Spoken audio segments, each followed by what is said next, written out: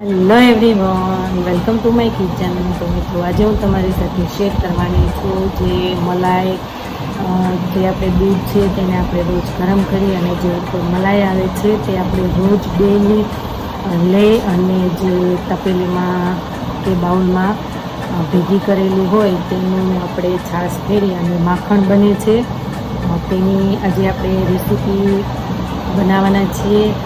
જે મલાઈ છે દૂધ ગરમ કરી અને ભેગી કરેલી છે તેની આપણે છાશ ફેરી અને માખણ બનાવીશું. તેની રેસીપી આજે હું તમારી સાથે શેર કરવાની છું. તો મિત્રો આ રેસીપી એન્ડ સુધી જરૂરથી જોજો, સ્કૂલ બંધો પણ નહીં કરતા. અને મિત્રો મારી ચેનલમાં હજી સુધી તમે નવા હોય તો મારી ચેનલ લાઈક કરજો, શેર કરજો, સબસ્ક્રાઈબ કરજો અને મારા આવા જ નવા વિડીયોને જોવા માટે બેલ આઇકન બટનને પ્રેસ કરજો, જેથી કરીને તમે મારા નવા વિડીયોની નોટિફિકેશન સુધી પહેલાં હોય. તો ચાલો બનાવવાનું આપણે સ્ટાર્ટ કરીએ. તો તમે જોઈ શકો છો કે અહીંયા મેં જે આ તર લીધેલી છે. મેં ડેલી જે દૂધ ગરમ કરી અને પછી જે ઉપર જે તર આવે છે તે મેં લગભગ 10 દિવસની આ તર ભેગી કરી છે અને તેમાં મેં છાશ નાખી અને તેને મેળવી દીધેલી છે. તો હવે તેનું આપણે માખણ કરી લઈશું. તો આ જે મલાઈ છે તેને આપણે મોટા બાઉલમાં ટ્રાન્સફર કરી લઈશું, જેથી કરીને આપણને છાશ ફેરતા ફાવે.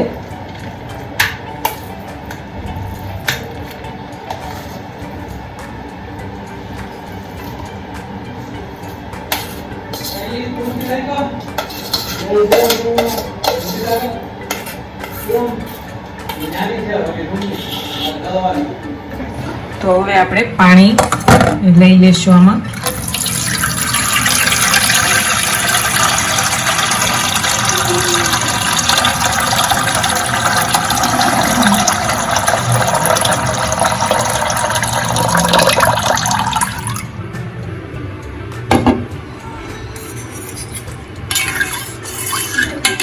આ રીતના ચમચીના મદદથી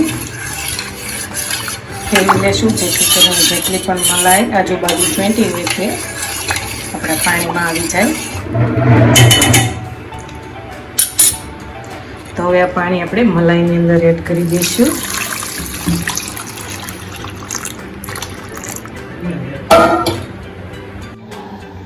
તો આ રીતના આપણે બ્લેન્ડરના મદદથી આપણે જે મલાઈને છે તે આપણે ફેરી લેવાની છે.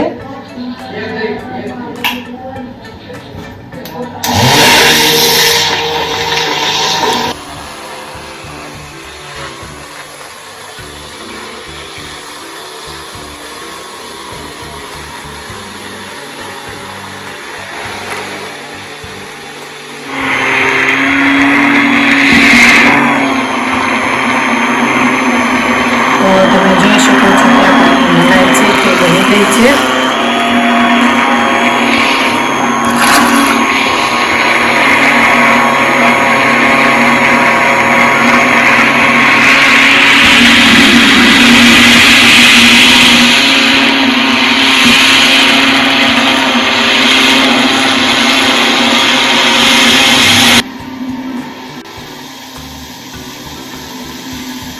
તો હવે આપણું જે માખણ છે તે બની ગયું છે. તો હવે એમાં આપણે બરફના ટુકડા એડ કરી દઈશું. તો આ રીતના બરફના ટુકડા એડ કરી દઈશું અને મિક્સ કરી લઈશું. બરફના ટુકડા એડ કરવાથી આપણું જેટલું પણ છાશની અંદર માખણ છે તે બધું જ એક પીંડા જેવું થઈ જશે. છાશની અંદર જરીકર પણ માખણ નહીં રહે, એટલા માટે આપણે બરફના ટુકડા એડ કરી દેવાના હોય.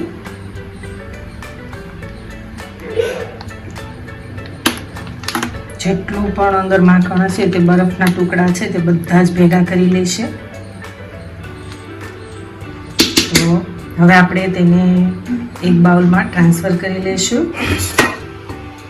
તો હવે આપણે એક બાઉલ લઈશું અને ચમચીના મદદથી આ રીતના બધી જ માખણ છે તે આપણે એક બાઉલમાં ટ્રાન્સફર કરી લેવાનું છે.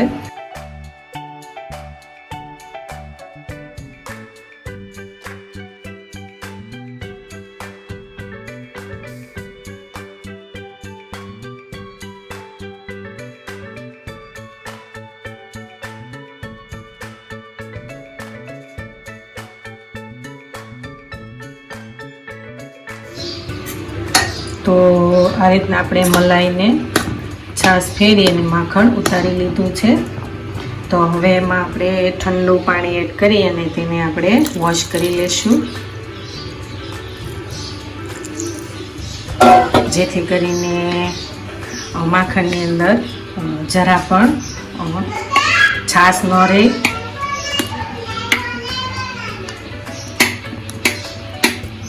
આ રીતના કરવાથી માખણની અંદર થોડી પણ છાશ રહેશે નહીં. આપણે 2 થી 3 પાણીથી માખણને વોશ કરવાનું છે.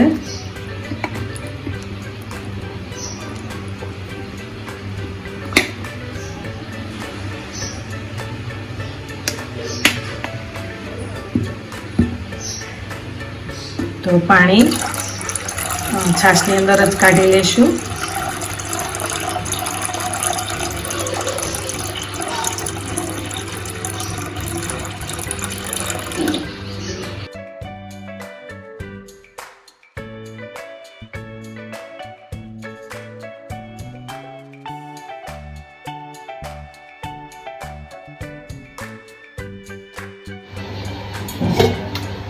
તો બીજી વાર આપણે પાણી એડ કરી અને એને વોશ કરી લેશું માખણને.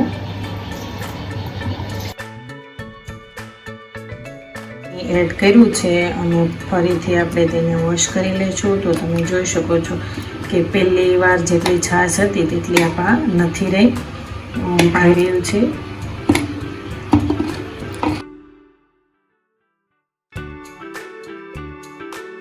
તો તમે જોઈ શકો છો કે આપણું જે માખણ છે તે એકદમ સરસ બનીને રેડી થઈ ગયું છે.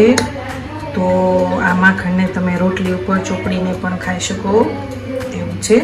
તો તેને આપણે એક બાઉલમાં ટ્રાન્સફર કરી લઈશું.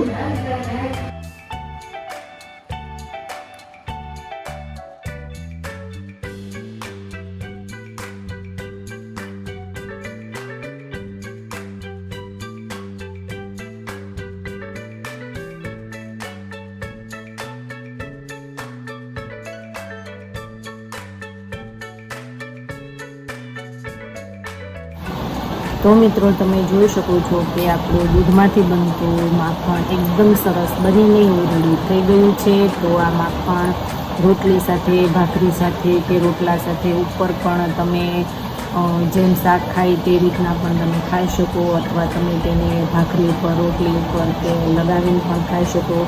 અને આની ગમે તેમાં તમે આનો યુઝ કરી શકો છો. તો મિત્રો આ રેસીપી ઘરે બનાવવાની પર જરૂર ટ્રાય કરજો. ખૂબ જ ટેસ્ટી લાગશે. ત્યાંની અંદર તમે ખાંડના દાણા નાખી અને એમ પણ તમે ખાઈ શકો તેવી એકદમ ટેસ્ટી આ રેસીપી છે. અને મિત્રો તો હવે આપણે નવા વિડીયો સાથે ફરી મળીશું. Thank you for watching. Bye bye.